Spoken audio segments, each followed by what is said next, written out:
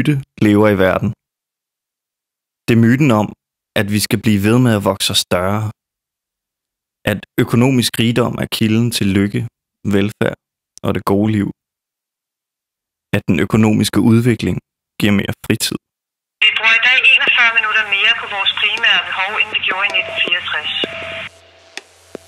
Vi bruger 12 minutter mere på husholdningsarbejde. Vi bruger 17 minutter mere på lønarbejde. Vi har således en time og 12 minutter mindre fritid i dag end i 1964. Mere tid med vennerne. Vi bruger i dag ikke mindre af vores fritid på frivilligt arbejde og på at være sammen med vores venner. Mere konkurrence og større udvalg. Mere frihed. Vi tjener penge for at stille vores behov.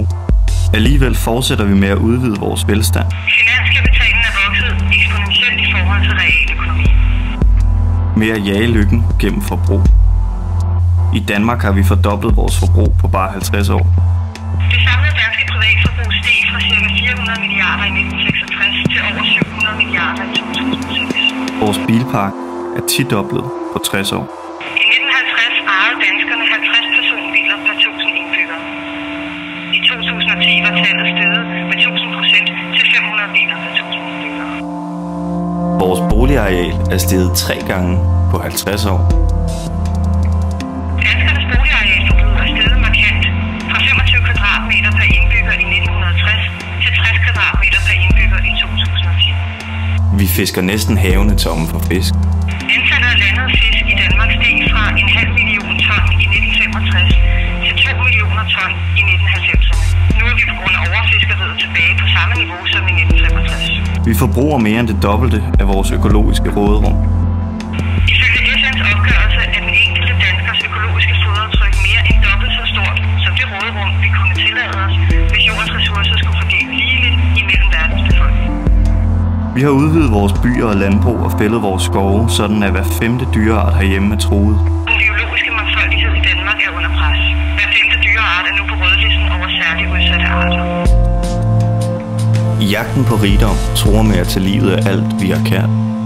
Natur, kultur, kærlighed mellem mennesker, retfærdighed, demokrati og vores klima.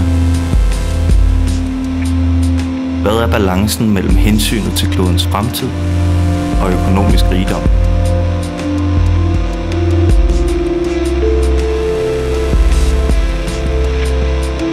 Der er behov for et opgør med myten om vækst. Der er brug for mod. Modige mennesker, som gør modstand. Vi vil have vækst i alle de ting, som ikke kan købes for penge. Vækst i natur og biologisk diversitet. Vi vil have vækst i frihed.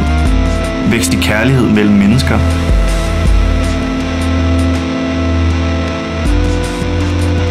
Vækst i mangfoldighed, retfærdighed og livskvalitet. En vækst for fremtidens generationer.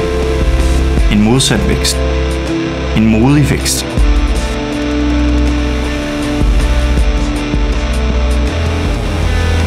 Modvækst.